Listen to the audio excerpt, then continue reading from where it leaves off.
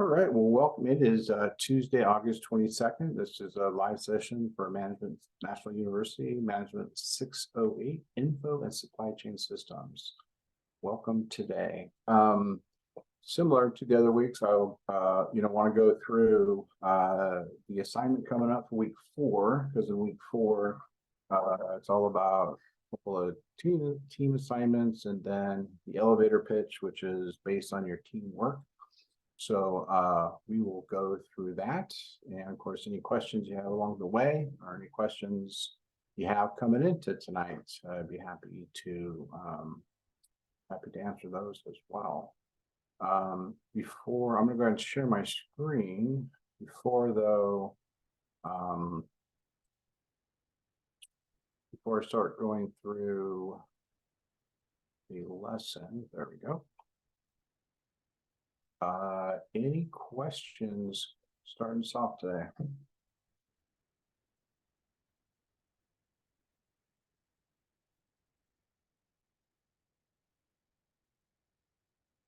All right, well then we can go ahead and dive in.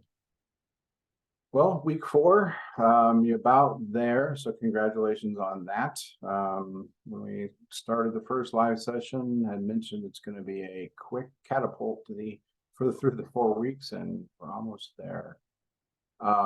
Week 4 is a little different because of the team assignments and then the elevator pitch. And I think you'll like week 4 the best, although I'm presuming that y'all have started on that already. Okay. So one of the assignments is, you must start with, let's see here. So for week 4, you'll have your team project report, your which is, you do individually, of course, about your team. Then you have the your elevator pitch, which is, it's an individual assignment, but it's about, it's based on the teamwork you did. Then you have the team project presentation, which is a team effort, team submittal on your team project. And then lastly is your peer review, which is individual about, your team. So 4 assignments due, 2 ultimately individual, and 2 are teamwork. So why don't we go ahead and jump in here.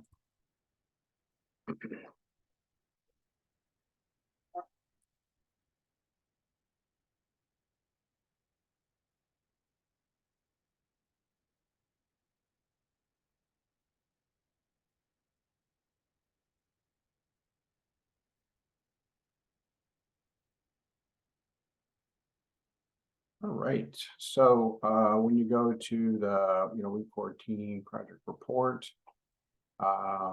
ultimately you have, I guess what I just verbalized here. Let's go ahead and take a look at the team project details. Let's launch that one. And I, presuming y'all are started on this by now.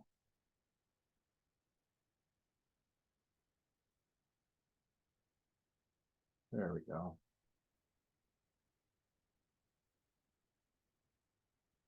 All right, so ultimately, this is the basis for the work you'll be doing. And this is about you and your company and your product. So that is, what it's based on. Then your task, your chief supply chain officer is requesting a review of a supplier to customer process as related to recent growth in our company and increasing demand for faster responsiveness to customers. They're looking to go direct, basically, right? One alternative is to decentralize our inventory. So what that means is, they have all their inventory currently, they're centralized, so they have everything in one place, okay? And what they want to, and it's in one location somewhere, on the United States. So what they want to do is decentralize it. So they want to put the inventory out in different regions of the United States, which will enable them, per their strategy, to get to the customer faster versus, say, being in Ohio or maybe New York and having to ship stuff all the way across the United States. What they want to do is have different locations so they can get to the customer faster. So that's what the decentralizing is. Then turning to regional distribution centers, that's what it means. Regional means a couple of different places in the US. However, our ERP system is currently limited in the data available to make some of these decisions. And so that, and talk about ERP, that basically is a centralized system. So which is important, because when you're decentralized, right? When you're centralized, it's all together, one place. But when you're decentralized in each location, you're going to have, systems communicating from your main office to these regional areas. So it's essential that you have a robust system to handle all the data, right? So our ERP system is currently limited in the data available to make some of those decisions. When they talk about decisions, it's like supply and demand, right? So you need a robust enough decision to be able to understand those regional needs. Because when you're centralized one place and just everything comes into one place and it goes out, but when you're decentralized, you need to be smarter about what's needed in your general region of work. I think and the output reports are very antiquated. So they got an old system. The reports aren't very dynamic. It's just not going to work. Starting off the process, the CSCO directed that your analysis team use production data to allocate our national sales data to each region as a starting point. So they have all this data centralized, and they're going to say, okay, we're going to take this data and parcel it out. So all the data we have on California, let's just say they're currently in middle of, Montana, and maybe let's just say they're in Minnesota. But in their database, they have information about California, they have information about Utah, they have information about Texas. Wherever they're going to put their centers, what they want to do is make sure that when that decentralization happens, that all those regions have their own data. So you're going to have to take it out of this one database and make it, be able to parcel it out, even if it's in the database, but have the ability to make sure that these regions have access to it. Let's see. Where are we? Output. Starting off the process, the team use population data to allocate our national sales data to each region as a starting point. That's what I just said. For this analysis, you're asked to focus only, it's important, only on the highest volume product. So, they might have a lot of products, and they're like, okay, we got to start somewhere. We're not going to boil the ocean and try and get everything out there. Let's start with, our biggest demand products. Let's make sure that information is available, and then maybe over time they can get the other data out or something like that. But they want to focus on the high use products. So for this analysis, you're asked to focus only on the highest volume product. And so it's saying what this is here: voice assistant, IoT, add-on box, and then the number. The challenge is now yours to complete some computations and interpret the results, right? Okay, so that's the setup. Now your data, a detailed report from your ERP system along with secondary data from the U.S. Census Bureau is provided. Click this link for the Census Bureau. Period. Okay, note, sales to Alaska, Hawaii, and Puerto Rico are handled by a 3PL provider and therefore not part of this analysis. So potentially, sales to Alaska on this one individual product would put that product in the top, top sales. But you're excluding Alaska. So if these products are a whole bunch going to Alaska to make it in the top, you can't use that one. So you got to eliminate it. The consolidated Excel file has incorporated several tasks already performed by the analysis team, sort, cleanse, inventory optimization, etc. So ultimately what they're saying is they have all this data in this scenario, and the team has already done some cleaning, data cleansing, and so just the pertinent information is there. Other tasks remain for your team. Okay, detailed requirements. Prepare a formal report summarizing your results and providing recommendations that are supported by facts. So ultimately, that's what the Excel is for. You'll get it there. Required layout as follows.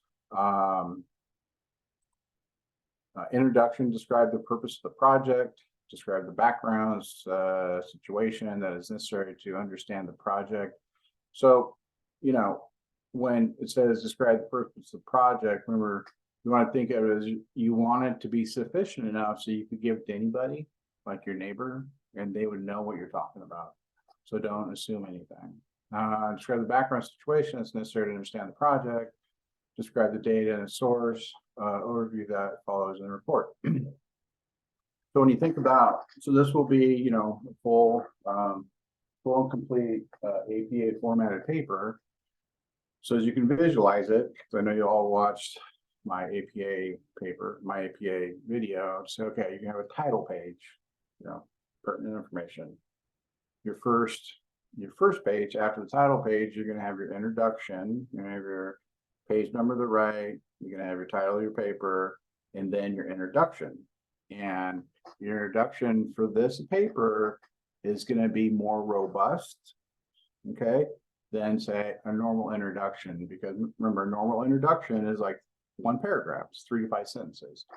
But this here specifically is giving you instructions about your introduction. So your introduction for this paper will need to be a little more robust than say a normal introduction for an APA formatted paper, because there's directions specifying, hey, this is a bigger introduction.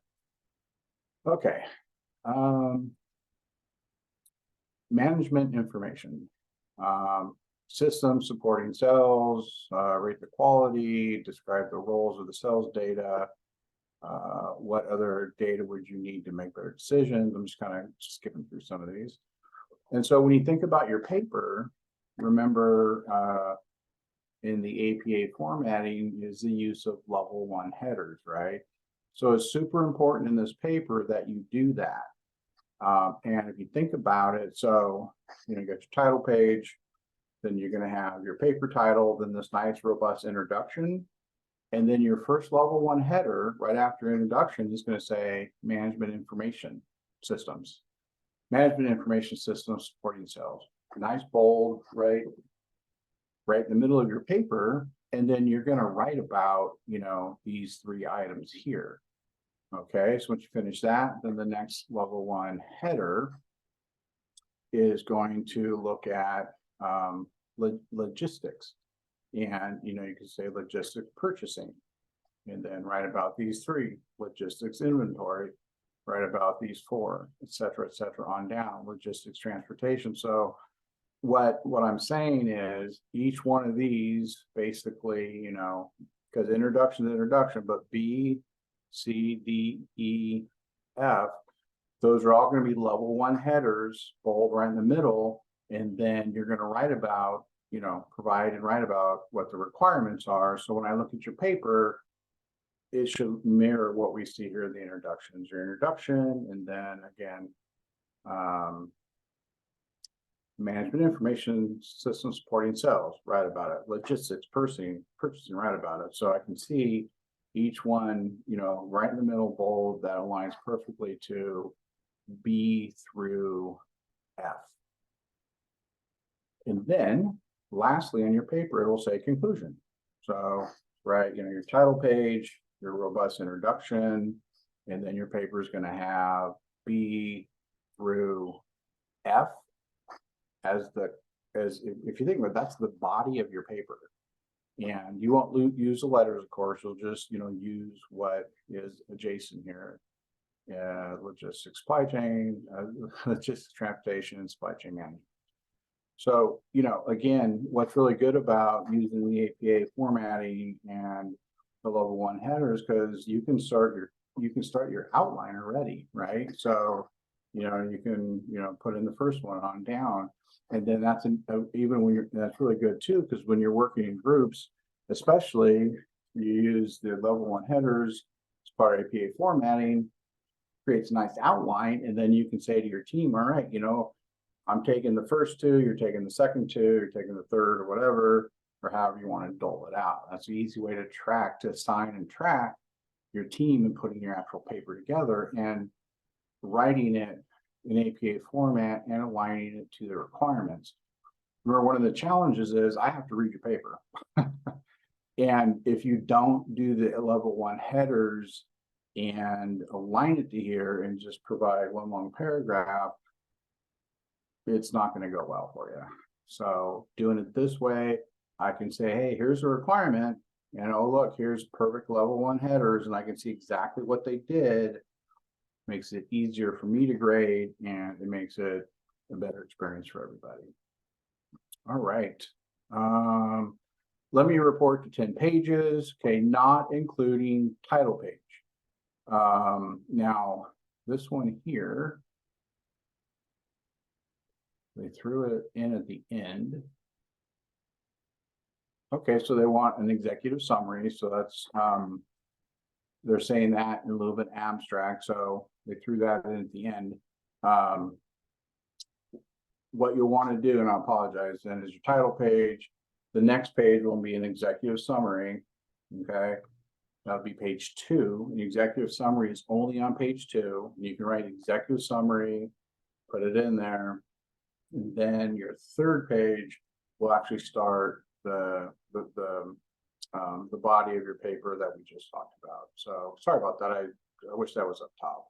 Title page, executive summary, then your third page starts the body of your paper. Let's see here. Yeah, we don't need a table of contents. So for the graphs that you'll create, says includes all tables and figures within the body of the document. So what the assignment is saying is, do not use appendices. So whatever graphs you need to create to support your assignment, it needs to go right in the paper throughout the pages and not as an appendix. So that's one of the requirements. Otherwise, current APA required. Okay, so required in your main headings of the body, please indicate the author of each section. For example, marketing for West Coast clients by Bill Smith. Executive summary, introduction, conclusion, references must be the team effort. So then what they're wanting to do is for the team to identify who is writing the sections. So like it says right here in the main headings in the body. So what you want to do, for example, based on that requirement, let's just say management information system support cell right in the middle by Kevin, right? Logistics purchasing by Melissa. Logistics inventory by Travis. So that's what the assignment is requesting you to do. Well, which is again that's over and above like in APA. That's really specific for this assignment and how they want you to construct it as presenting this report. All right, so let me pause there because a lot we just went over pretty quickly. Let me pause there and see if you have any questions about that. Professor, I have a question. Shoot. Is this similar to doing a research proposal? And for this particular assignment is the introduction similar to a literature review or no? No, Okay. well, let me retract my comment. So this is a research assignment. Because remember, you know, with this kind of assignment, we're kind of merging the lines, so to speak, on academia and real world type work, right? So the way the university has set this up is we're going to give a real, real life, real work scenario on and this stuff happens all the time. I know, what I do, if I'm doing a big systems integration, things like that, we always start with the data and look at capabilities and what's missing and gaps and blah, blah, blah, blah. And this is similar. So it's taking, hey, here's a real world example, and then let's marry it with academia is what they're doing. It's a really good exercise, actually. So they've kind of pulled together, what's required for academia and provide a real example. So it is a research. So on the academia side, this is considered a research assignment because you're having to go through Excel, you're having to go through the Census Bureau and do some research within these provided data sets, and then you're gonna do what is required and pull it together. But it's not though. So that's, I think, a yes to your question. But the no part to your question is the intro is not like a literature review. Basically, the introduction is giving a detailed overview of what's coming ahead. So I do want to take a step back and change something I told you. I forgot the executive summary page. So page 1, title page, page 2 is your executive summary, and that'll take up most of your second page. So when you do your just introduction, it doesn't have to be super long. Your introduction can be like a paragraph or 2 if you need it. So the introduction can be a little bit smaller, normal size, because you do have an executive summary, but I forgot about the at the bottom there. They need to move that up to the top. That'd be better. I hope that answered your question. Yes, and I just have one more question. Sure. Based on what we're actually doing as far as presenting our paper for meeting the customer needs of decentralizing, should our title pertain to that particular information at the top here, or is it fine, like say right there, I'm just using a quick example where it says Acme Corp. Would you leave it as such, or we are attempting to gain the attention from whoever looks at this? I think my problem is I'm understanding this as with the elevator pitch and what is in that paragraph right there where it says you and your company and your product. Are we supposed to like get whoever's in charge, whoever picks this up, their attention to choose us, or no, just be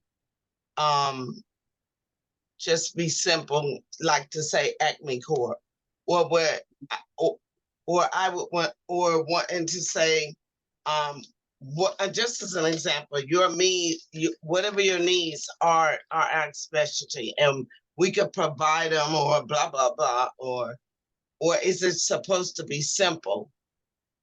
Yeah, Because that's a really great question. And it's supposed to be simple. okay, Yeah. So now, while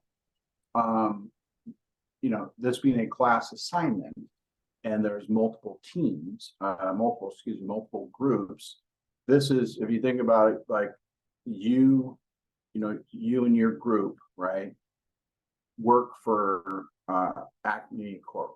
And so you're forget about the rest of your classmates. your group, think about it as you work for Acme Corp. And the CEO asks you and your team to do this work. So think of it for, you know, a mental model, how you want to think about positioning it is, that's how you want to position it. And as far as the title of the paper, I would say supply chain analysis with the Acme Corporation or something like that would be a good simple title and right to the point. Good question. Okay, thank you for the clarification. Yep, no, great question. All right, well, so that's the assignment. Now this talks about the written portion, you know, and now what we have to do is take your written portion, right? And now we have to carry that over to, well, how are we going to do a PowerPoint on that, right? So, and if you think about, again, in the kind of bridging this to like a real world scenario, it still follows suit like with the PowerPoint, because a lot of times, you know, when you're doing research and you're doing fact finding and, you know, you have to create a report, you a lot of times may have to do a PowerPoint presentation and take that PowerPoint presentation and present that to the CEO and hand them your report. So you're going to do, you know, say you give a presentation to your CEO, think about kind of a mental model, right? Let's just think, well, we're all back in the office, back in the old days, when we all went to an office, go into a conference room, you know, you get set up with your projector and everything. And your CEO is there, maybe the CFO and some other folks. And they're like, all right, what do you got? You know what I mean? And you're like, and you hand out the report, and then you're going to go on a PowerPoint, and you're going to walk them through basically your report in PowerPoint, you know, narrating it. Then that way, you know, you're actually presenting your research findings, not only in a paper form, but also as a PowerPoint presentation as you present that to your CEO. So think about this assignment working that way.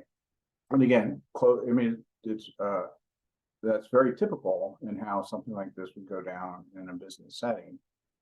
Okay, so let's pin that, and and then your data's in here, so you just click on that and your Excel will open up. All right. Let me see something real quick here. I thought I had done this already.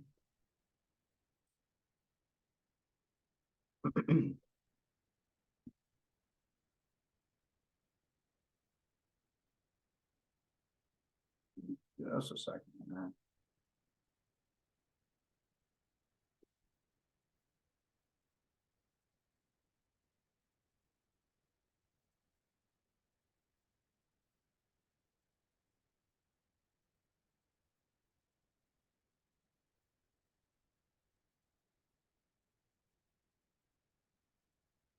Okay. I wanted to provide an expanded breakdown for the PowerPoint to make it easier. And I didn't carry that over from the last time I taught the class. I've taught this class a number of times, and once I started to get a feel for how students were interpreting things, is usually when I'll start providing more like guided information than what the university provides. Okay, there we go. Let me save that. So ultimately what I did is I took their paragraph, which to me was not, it was a little, it wasn't directive enough, and broke it out to make it easier for you to do your work. And so when you think about your presentation, this is how you want to create your slides. So your title slide, which includes each member of the team. And I also in class, do I have it here?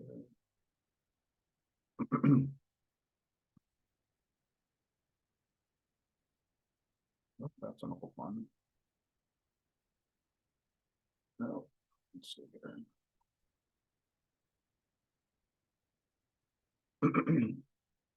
Thought that was starting off somewhere else. Apologize for that. Let's see, cornerstone. One of my, I have way too many tabs open, even at work. People give me a heck. I have too many tabs open. Let's see. Lost my train of thought. Let's see. Well, if I remember, I'll come back to it. So your presentation consists of the following: title slide, and each member of your team will be on the title slide. That's cover page, right? Slide one. That's your very first page. Your next slide is going to be your table of contents. Your next slide is executive summary, an introduction, and then your body of your presentation, sections B through F with speaker notes. So boom, boom, boom, just like your paper, and then a conclusion. So that makes it just cleaner and easier to create this and do this section as I have it broken down than the way it was before. Oh, I know what I was going to do. Sorry about that. So I did provide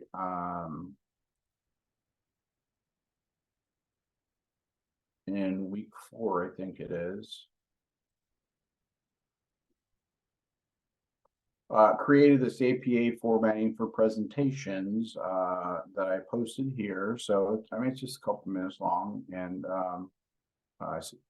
review it if you can, if you have a couple minutes. I'm also going to take a minute and walk through this section right here. So once you complete your paper, there it is.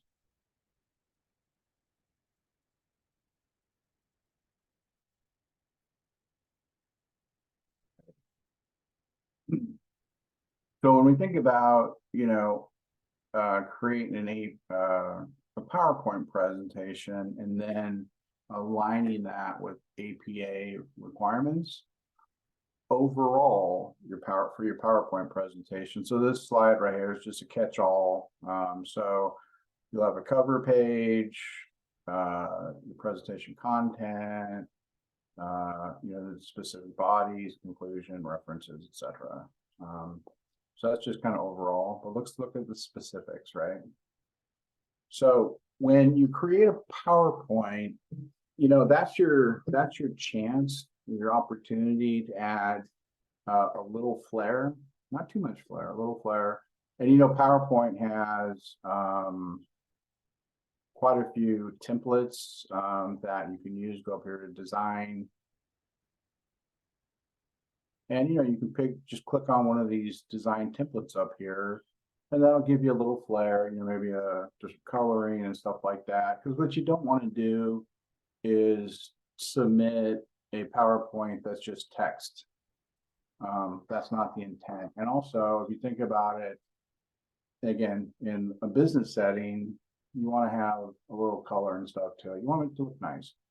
Now, the thing is also, you don't want to go overboard. I've seen a lot of PowerPoints, and some people get a little too creative in the business world, and then the PowerPoint distracts from your content, and you don't want that either. So, put a little flair on it, but don't go overboard. So, if you think about your assignment requirements, let's see here. Title page, right? Including each team member name. So this is your title page, right? Your assignment name. It says student name, but it says over here, it lists individual team member names for a group presentation. So you just put your names there, school, course name, course number, and then my name and due date. And that's it. That'd be your title page. So do that, and you got that one right there done. Table of contents. So your table of contents is going to be like this. It's going to be introduction. I mean, literally you're going to put introduction. Your body components are going to be, this is your body, right? So ultimately, you're going to do something like this.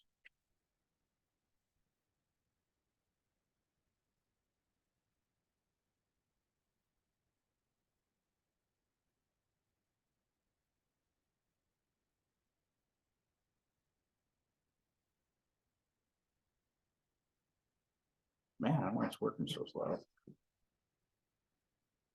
I'd blame it on the storm, but it's already gone.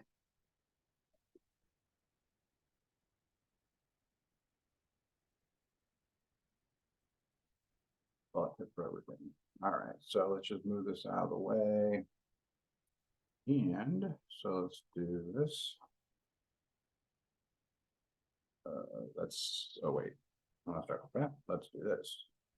That's better. Section C, section D, section E, section F. And let's make that just a little smaller. And let's change this. Let's look at the spacing on here. Single.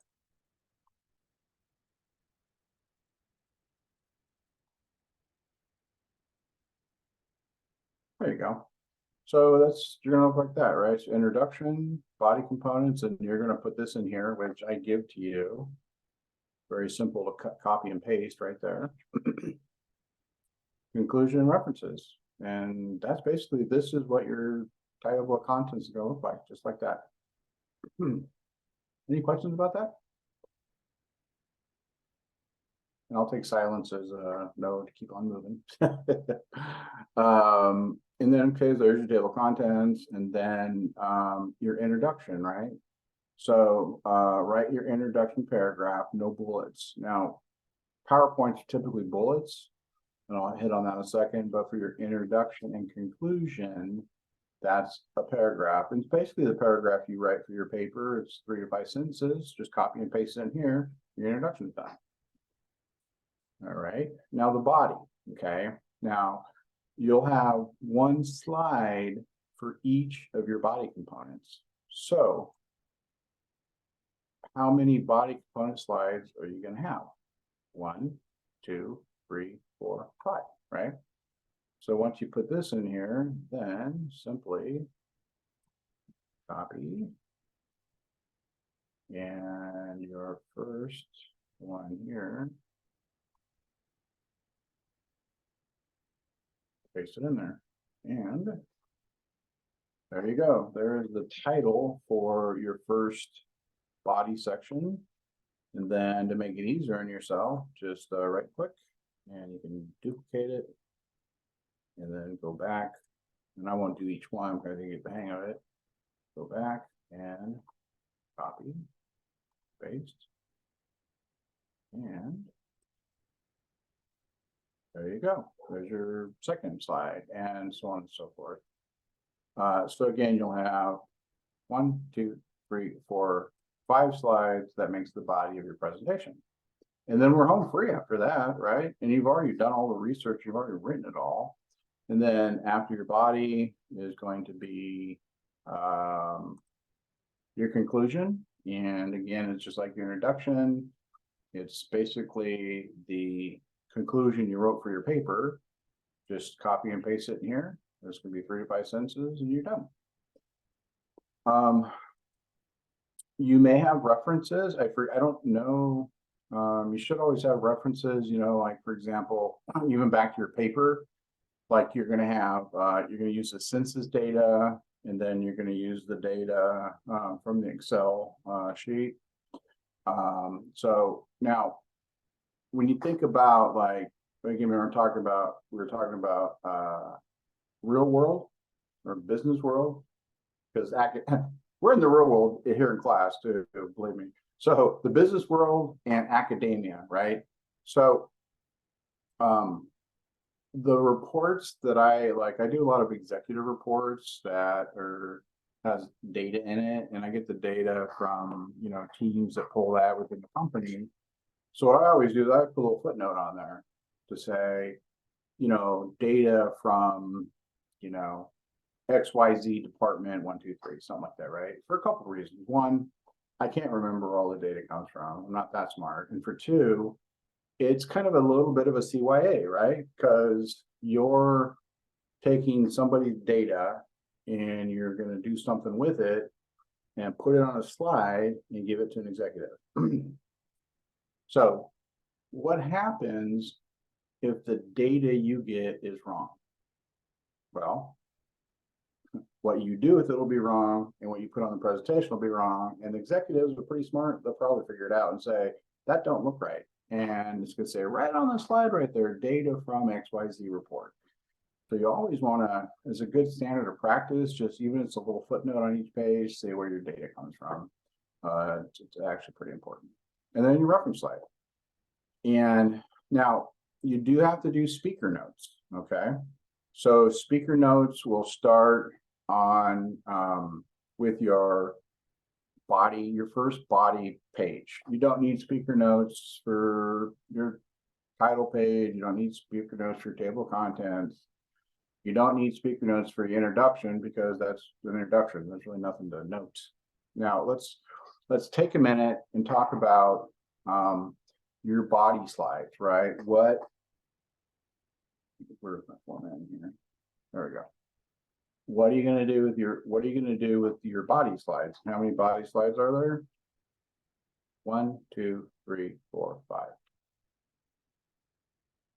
With PowerPoint, remember, you just did a report.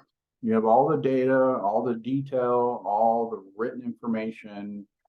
A PowerPoint is to take a few snippets, a couple of key bullets from the section and put that on your slide. You're not putting written paragraphs. You're not putting 97 bullets on here. The rule of thumb is you should have, and again, there's exceptions to every rule, but the rule of thumb is to have no more than like 5 bullets on your page. Because what happens is it just gets to be too much. It's like whiteout. Say if you're driving in a snowstorm and your windshield wipers are going, but the storm's coming in too much, all of a sudden all you see is white. What happens is it's a term, you get whiteout because you get too much on the slide and you don't see it anymore. It's just a bunch of stuff on your slide. So again, yes, Travis. So, I've been on a few of these calls, and I've seen what's been presented, and I've noticed a lot of the content's really just structure of documentation, not necessarily like handling some of the challenges we're having with the right thing to do, or the actual content inside, and like concepts, right? So will there be time to discuss that? Because it's been almost an hour now, and I know my team had some questions when we met on Monday that were challenging for them, and I don't think they actually showed up. I don't think they did, because of they were worried that it would just kind of be form and fit versus some of the concepts. So are you open to some questions about things outside the form and fit of the documents? Oh, absolutely. And that's how I always start off the night with what questions do you have? It's hard to anticipate, there's so many moving pieces, it's hard to anticipate what questions will be. And there's, I couldn't cover the entire cross section of everything in every week. So my I always look at, say, all right, knowing what to do with your assignment and getting it done correctly in that light. And if there's any questions about graphs or data, then definitely talk to that. If there's no questions about it, then I, talk through what the assignment looks like and, kind of go from there. So let me wrap up this. And then, so that's how it is for each slide. And then your speaker notes will go, right in here. And this would be, kind of a pared down data that is from your actual assignment. And you put it right into there. And then hopefully that's how you would create your PowerPoint. And go from there. Any questions around that?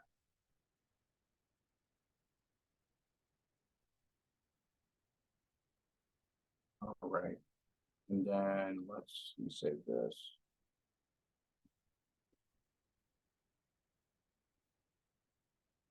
Yeah, and I found a lot of times too that a lot of the issues that students have, like cross-sectionally, is like understanding what the assignment is requesting, and then pulling the work into that. So with the week 4, project feedback, it would be pretty simple, and this would be on an individual basis. Going through here, and basically this is telling you, 5 scale and how to rate your peer, or how to rate your teammates, and go through that. And you just do it on, a Word document or something and turn it in. So, how they ranked.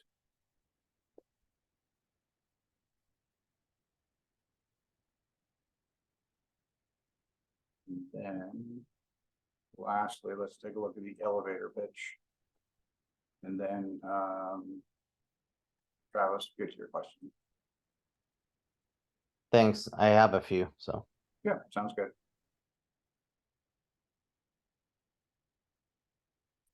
All right, so for the elevator pitch, it's based on the teamwork that you're doing. So that's the project. And picture yourself as you're at the office, and your office has multiple stories, and you get into the elevator with your CEO, and you have about 5 floors to the top, and about 60 seconds. And ultimately you want to talk about, and this has to be a video, can't be only audio. And you want to talk about your, what you're doing on your project, right? So the way it would work, within 60 seconds, and it says in here, like, your instructor will stop watching in 60 seconds, because the intent is, when the elevator door opens at the top and your CEO is gone, your time is done. So I always tell students, shoot for like 58 seconds, and give yourself a roll. But then again, don't do like 30 seconds, then you're not doing the whole assignment. So what you want to cover is opening, introduce yourself and your project. I'm Travis, and I'm working on this project, analyzing the cost of decentralizing our supply chain. And then details on the project. So over the project, brag about your key accomplishments. So you specifically what you did in that project. Closing action request. So you only got a few seconds really to kind of brief the conversation. And then what you want to do is be able to ask for a meeting, and to show the whole thing, right? So you want to close out, say, I really appreciate your time. Can I set up can I connect with your admin and set up more time for us to talk? Something like that. And so those are the 3 main messages you want to respond to in that 60 seconds. And then part of the grading too, and this is taken from the rubric, is your voice and non-verbals. Because if you think about it, you got a captive audience, you want to sound all monotone, hi, I'm so-and-so, so-and-so, but you want to actually be expressive. And then just, yourself, make eye contact and things like that. So you want to submit either one of 2, an MP4 video and or a link to your YouTube channel. And then because I have in the past got a lot of different formats, and sometimes they just don't work, but those 2 work 100% of the time. Any questions about the elevator pitch?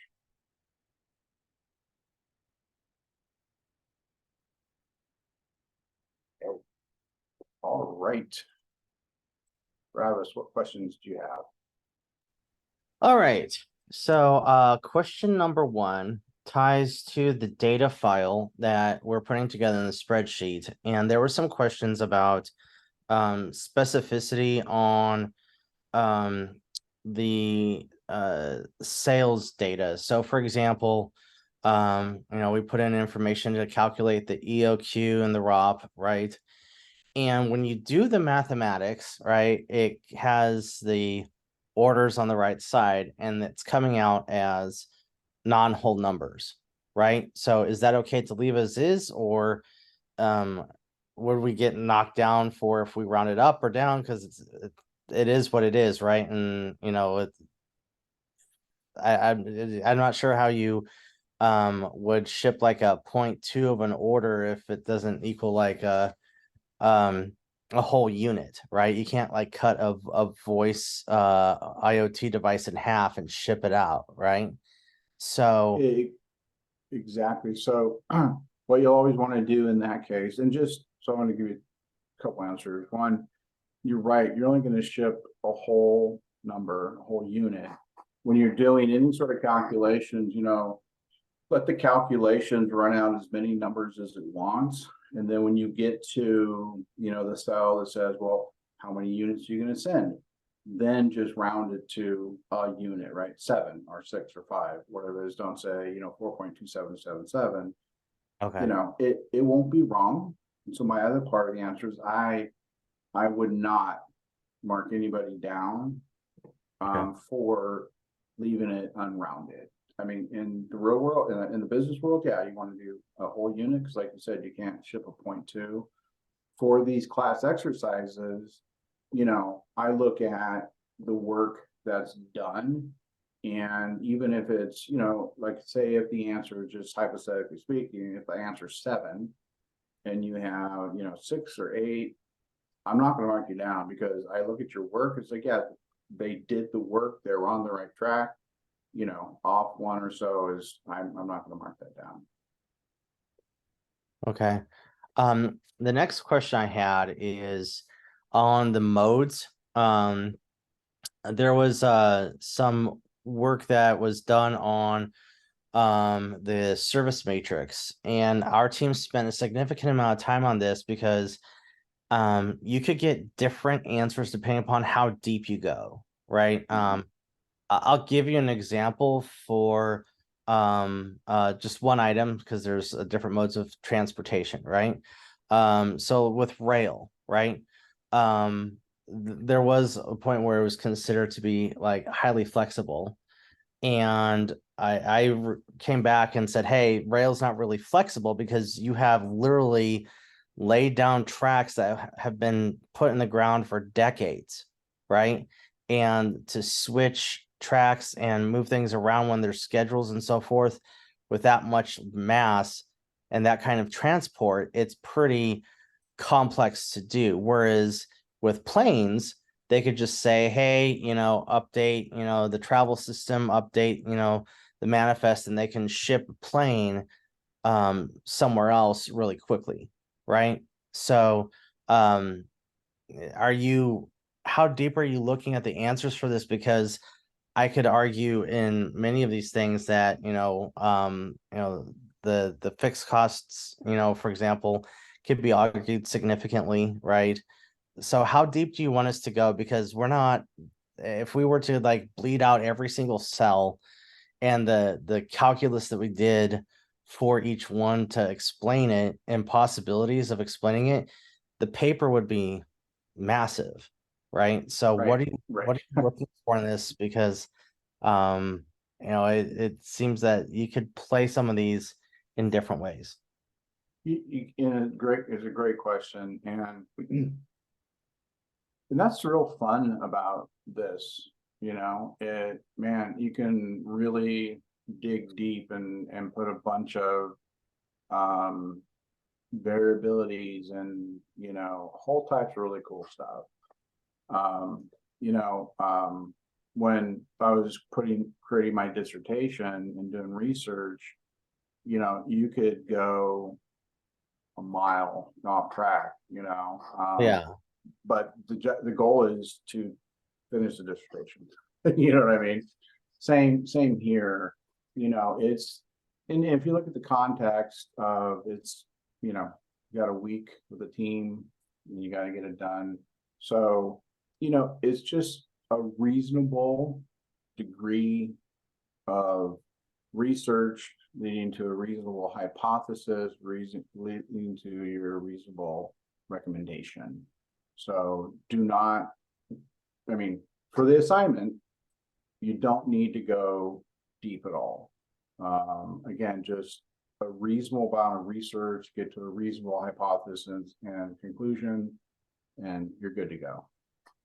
Okay, so if I say low flexibility for rail, then, and for example, you may think it's moderate, right? Are we gonna get docked for that as well? Or is it, again, kind of like before, it's like kind of a rounding thing? If you explain kind of like what I did of, hey, good luck moving rails, because that's not how it works, right? You have to Right. switch tracks and that's a pain and it slows down the network, right? Compared to just, telling a trucker, hey, go to this city instead of that city, right? Or a pilot, hey, aim your plane this direction versus that direction, we'll update the manifest. Those are significantly different flexibility levels, right? So I Right. just want to make sure that's not going to be like where if it's like one order difference that we're going to get marked down, right? So No, you're not going to get marked down again. And that's like I've taught a lot of classes since 2007. A lot of different universities. This class they throw a lot at you with Excel work, and some people do Excel every day, some have never don't even know Excel is. And in 4 weeks they throw a lot at you. And like I said in class one, look, I get it, you got everything in addition to school going on. I look at to say, did the student make an effort to do the assignment? Because I can tell if somebody just BS's their way through. I'm like, yeah, this person just threw stuff in there. Or yeah. I see the train of thought, I see where the student's going, they made an effort and they're on the right track. So like, if you think about it, rail, it all kind of comes into like, a bit of a cost benefit analysis, right? So rail, yeah, it's low flexible. Absolutely. That's probably the lowest flexibility you're going to have. But then the cost may be considerably lower than, chartering a plane or, hiring a fleet of trucks. Yeah. And so that's what you kind of look at. So yeah, rail is low flexibility. It's a track going one way. Yeah. Ain't gonna change ever. Yeah. So yeah, it may take a little longer, right? But the cost may be so significantly less. You can say, look, I'm going to put more inventory on this train because it's going to cost less, and I'll stock a little more of my operations and saying, okay, just in time deliveries, because if I'm having just in time deliveries coming into my warehouse all the time, boy, that's getting expensive. So again, that's why I say just, reasonable, analysis and thinking through that. So train, absolutely low flexibility. Okay. Got it. And I had a personal question. Let me bring up in week 3 homework assignment that was kind of frustrating. Give me 1 second here. Sorry. Yeah, and while you're looking at that, Travis, and I do get questions from students, throughout a course saying, well, why did I score this way? Or, I don't quite agree with you. Or, yeah, I get it. What can I do better next time? I get a cross section of questions, and they're always welcome because, to me, that's part of the learning process. And, honestly, I make mistakes sometimes. So that's why I always welcome. If you got a question about your grade, let's talk about it. Okay, so I'm pulling up the document that I'm trying to pull up the document that I'm submitting, because I had a question about there were some challenges with the calculation of the EOQ in some of it. And it was kind of my teammates actually they did like a study group kind of thing together. And I didn't know this until we got on a call about our project, but let me bring it up really quick. So let's see here. So as for assignment 3, where we were doing the nail calculations, right? Yeah. And so if you look at for example, the first question's pretty straightforward. It's like A through F, you put in stuff and it's like, okay, got it. But once you start getting down into, for example, the like question 3, 4, and 5, it started to get a bit convoluted in a way, because if you look at the EOQ, I think the biggest question mark ended up being with the warehousing cost, right? Do I either do the 152 or 304, right? But at the end of the day, if you do the mathematics and you look at the question matrix, right? Because that's like 1 through 9, you get an order size where it's like, okay, the order size is a certain amount, it's the lowest, and then it starts going back upward, right? So therefore you choose that number as from the matrix your EOQ, right? Because it says use the table to identify the lowest cost option, right?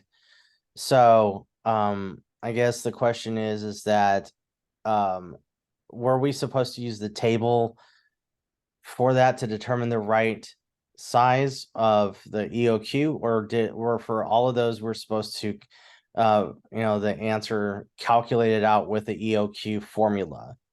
Because I have a feeling they're going to be a little bit different. So that's one of the questions that came from my team and even myself of, hey, if I follow the chart, I can see right where the order size is maximized, right? But I have a feeling if I did the mathematics, like put in the figures into the equation, it's going to be a little different. So which were we supposed to do? Yeah, and I'm bringing up, on my other screen, I'm bringing that up real quick.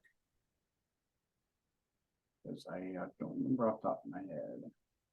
It's in there.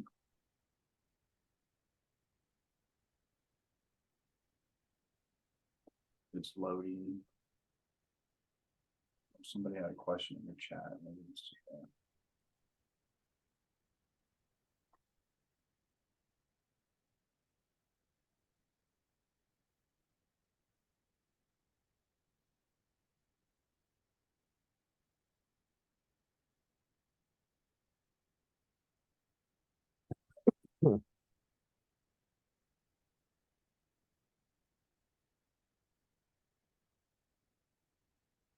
All right, this is the solutions key for that assignment.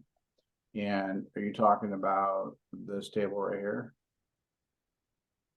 Yeah, and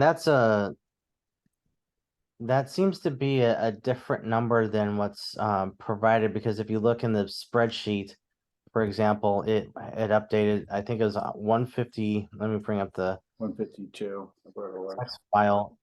Yeah, so the text file had the parameters, right? And the prompt, and it was $1.52, and you have $1.50, right? So I Yeah. put 152, right? So that's what I'm trying to get to, is like, even the answer key seems to be different than what we had in the text that was given, because you Yeah. have 150, but inside it says 152. So this is already wrong, right? Yeah. So Go ahead. it's off by 2 cents, but when you multiply it out, it's different, right? Yeah. Well, and that's like when when I review, like I said earlier, like when I review and if and having, because right, it did say 152 exactly. And the answer key, you're going to see right here is solution. The university put 1.5 in there. So I would absolutely look to be like what's closed, right? So that's why even part of the the grading of the assignments and looking at what the answers are provided, that's another reason why I don't get hung up on, I give leeway on the answer. There's just the variability of, like I said, the student working through it, And, you were just looking at the answer key this, the university provided, they put 150, 1.5 versus 1.52. So, yeah. But And as I you saw see for right here, Yeah, and so for example, I saw on the question two, I had the EOQ right at 275, but my cost savings was completely wrong. Because what I did is I subtracted the top one from the proper one at the EOQ, because that would be the save. I interpret that as the savings for the inventory cost, right? So that's what I did. But when I look at what you showed, it was way lower, because so I don't know how it got there, right? yeah, which number are you talking So about? if you go scroll down, yeah. So for the annual costs, I got let's see here. How did I get that differently? Okay. Oh, I see. I think I submitted the wrong one, but okay. But like, actually, can you go to question 3? That might be easier because I think I screwed up on that. Okay. So I ended up doubling. I think I ended up doubling everything. That's interesting. That's my problem. Okay. Rolling cost base average inventory, Yeah. not maximum inventory. Okay. I think that's my problem. Okay. Got it. Yeah, see, this was very confusing for me. I got the first few parts, like, it's obvious the order and the annual costs, right? And then the processing costs, but it kind of fell off the wheels after that. So I'm just trying to I would have been nice to have some kind of similar thing to walk through prior to this, because I haven't done this before. So Yeah. Yeah, I think I kind of meandered in the forest on this one. So and I think my team did too. So Well, okay. again, no worries. And, you know, I know just by talking to you, the effort that was made, and I can tell looking at the pages, the effort that was made, and that's ultimately what, and then you're supporting your answer, right? It's like, hey, this is what I did, and this is why I did it, and this is what it's based on, So that tells me, all right, this person put time, thought about it. Yeah, maybe they're off a little bit, or get doubled instead of half. But Yeah. overall, the work that they did was solid. So and remember, like this, these all this Excel stuff is, it's giving not only practice, obviously, but how do you do these things? And it kind of, maybe it just gets the boat in the water to learn some of this, and may never learn it again, but you get the experience now. Some, yeah, this is stuff I can take with me, and would, do a little more due diligence in it. So Okay. that kind of thing. The last question I did have is, we did a lot of work in weeks 1, 2, and 3 with the smaller assignments, right? It's like, hey, make this scatter chart. Hey, make this table for this. Hey, look at, the EOQ for this really simple thing, right? The ROP and so forth, right? Are those it looked like they were part of the grade, but there's no assigned grade once you submit it. It's just like, okay, congrats, you submitted a file. Here's the answer key. And you look and it's like, okay, I did it right, but there's no grade assigned at all. And if you look at the percentile, it's like, whoa, okay. Was those just for, edification and fun, or are those actually participation? Because I'm confused by that. Yeah, so it's a good question. Actually, another student had, she was actually on here earlier, had reached out to me. So he said, I've taught this class quite a few times, and it has actually changed a little bit here and there. In the past, so let me pause a second. The intent, no matter what, is to give practice throughout the weeks to the student that aligns to the assignment. Like I think last week, the requirement was, I think like what, I know I'm close, but like A and C, you had to provide a scatter plot or something like that. Yeah. You know, so ultimately, it does give that practice to do some pretty simple stuff and give the solutions, and that you would carry that kind of Excel manipulation to your assignment. In the past, you got graded on each and every assignment. It was just a few points, so like 5 points or 3 or something. And for this class, they did not have it set up that way. Okay. So when I looked at the grade, there's another tab, so like right here, it shows like all the assignments and all the grades, and I noticed they took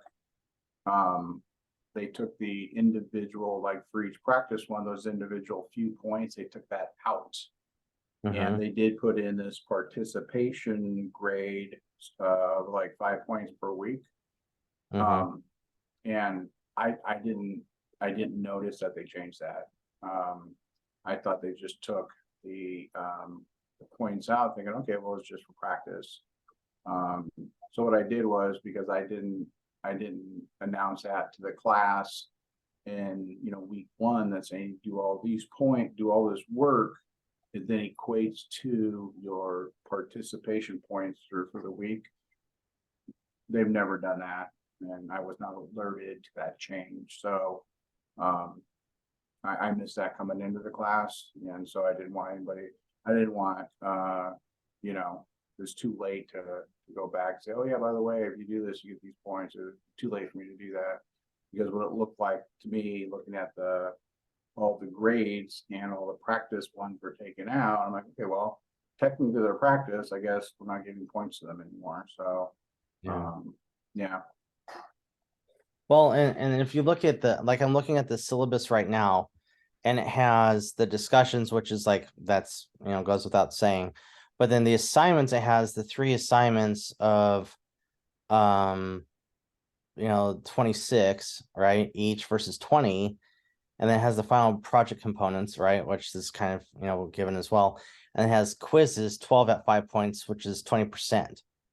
Right, so it's supposed to be 300 points with, you know, 100% total for 300 points. So I'm sitting here scratching my head. I'm like, I don't like it seemed like we had to do those assignments for no reason, and then there weren't the quizzes, so I don't even know what, like, the syllabus is completely incorrect as to how it's graded. So yeah, they made a couple changes in this class that was not alerted to. The this week 3 quiz became a practice quiz, and then you just have the week 4 quiz. So and you know, I don't create the classes, and I don't always know, you know, when they make those changes. So yeah, and the syllabus, you know, is partially created when I, you know, start the class and everything. So yeah, there was a couple disconnects on. Yeah. Yeah. Okay. I'm sorry, I was getting a phone call. So I'll call you back. So yeah, there was a couple disconnects, unfortunately, with the syllabus and some of the graded items this time. So I apologize for that. got it. Okay, and I sent you an email, so I don't know if you saw it, but I'd appreciate if you could look at that, and that's all I had. Yeah, I think I did. I think I answered that right for class, but if I didn't, I'll definitely check it out. All right, good questions, Travis. Thank you. Any other questions or comments you want to go through, since this is our last live session as well? Of course, you know, you can always email me. But any other questions about anything before we wrap tonight? Professor, I have a question. Oh, go ahead, Green. Okay. How are you? Mine is quick, Hector. Professor, as promised, I told you I was gonna bug you a lot. I wanted to find out, since this is our final week, what times and what are good times and days? Hours. What are the good times to text you this final week without annoying you too much? Oh, By never, text. never annoyed. Okay. We did get ready for the big storm here in Southern California, which was a bit on the distracting side this week. But I'd say just whenever you can, whatever, and then so it'll give us an opportunity. And a lot of times if it's a simple question, then I can respond back. And when I try, like, Grady the other night, I think it was Sunday, and you work with your team, I was able to respond pretty quickly to your questions. Sometimes if it requires, to have a phone call or, go through something, then, we gotta be a little more, we gotta find that time during the week. But when it's typically just a question I can quickly answer, then, reach out anytime, and then I always do my best to respond back as quickly as I can. And if we need to set something up, then, we can. Okay. All right. Thank you, Professor. Sorry, Hector. You're good, Kay. Professor, I've been struggling a little with some of these assignments, but I'm getting there. My question is regarding the Excel for the final project. How do I determine locations for these distribution centers? Sorry, I'm back to school, so that speaker. So in week one of the assignments, I think number 3, it talked a little bit about latitude, longitude. I understood that, but how do I determine now the regions where to put one? I'm not very good with formulas, so I'm a really visual person, so it takes me time to figure these things out. Yeah, and that the locations are going to be, a byproduct of how you structure your distribution center. So determining location, factoring in if you're going to do rail, if you're going to do plane, and then from there, picking out, rather than, identifying the lat and long of that location.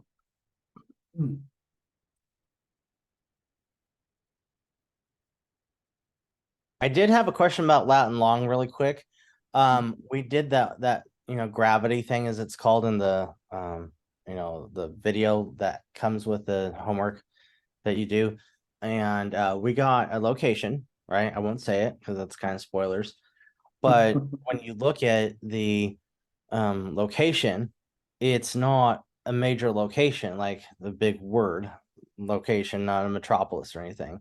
Right, So right. what our team did is we chose something that's close to that, within a reasonable amount of distance, that has the required infrastructure, highways, trains, power, and so forth. That's, it's, if you zoom out a little bit, you see it like clear as day, right? So is that an acceptable answer? Because where it landed was, as a person who's doing business or logistics, would never put a place there, right? Because it didn't have the requirements for moving things, right? So I just want to make sure that's okay as well. Yeah, no, absolutely. And that's the right way to go, because, if you got one that puts you in the middle of a swamp, then probably not a good place to set up shop. So, Yeah. being able to place it where you can physically see, it's like, yeah, this is an open field, or this is existing warehouse by, major intersection of 2 freeways or a rail line. And that's, that's where the fun about it all too. It's like, do we need to set up shop near a rail line? Do we need to set up shop by an airport? Do we need to set up, close to, major port like the Port of LA or something like that, and then that, Hector, that goes to your question is that drives what like the last long will be based on how you're going to structure it, your decentralized operations. And just saying, okay, I'm going to set up shop in Ohio. It's like, okay, then Yeah. what? How are you going to get your stuff? Well, I'm going to do it by rail. Well, you're 300 miles from the nearest rail depot. How's that going to work? So it's taking that initial step back to, okay, let's look at this and let's start to say, okay, hey, rail is low cost here. Maybe we can do like Uber shipments here. I'm going to be by the Port of LA so we can get some shipments, from, overseas or whatever. And then we'll truck it. Maybe here I'm going to be by a major airport. Just to like, and have fun with it too. Remember this, and at the end of the day, this is an assignment, and have fun with it too, because this is a cool thing where you can do that. Say, yeah, I'm going to do trucking over here. Let me set up a shop, something like that. So, definitely. So that really helps. Thank you, Travis. I thought it was like a formula we had to come up with, and so now, based on what you're saying, now I'm understanding that I have to, find those locations. Thank you. Yeah. Yeah, if you Thank you. use the one of the assignments for this week, right? Because it's interesting because I found that the assignments, if you did the assignments a week in advance, it would make your life easier for the project, right? So I didn't design the course, but that's what I found. So if you do the assignment for this week, there is one that covers the long and lat question. And there's a video that helps. So when you take what you learn in that smaller lesson, it helps you with that tab in the final project. So Cool. Thank you.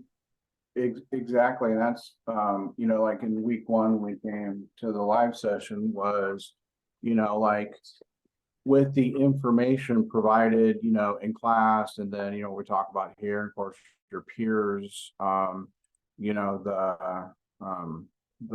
lectures here are, very good and talk, well, I don't know I guess, well, they're called lectures, but, with this information here, it does, provide a lot of good detailed direction, just like what you said, getting that in advance and getting you teed up for it. So, all right. Well, it's about 6:30. Any other questions before we wrap up tonight? No, thank you. No, thank you, Professor. I'm good. Well, Thank you. Thank you guys, because I appreciate the questions, because it drives conversation and gets to the some specifics that you want to talk about. So I always appreciate when students show up with questions, say, I want to know, take me over here. It's like, yeah, let's do it.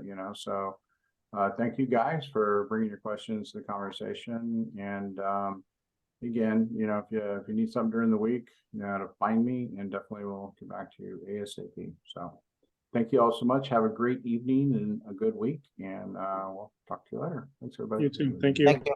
Bye. Good luck, everyone. Thanks. Bye.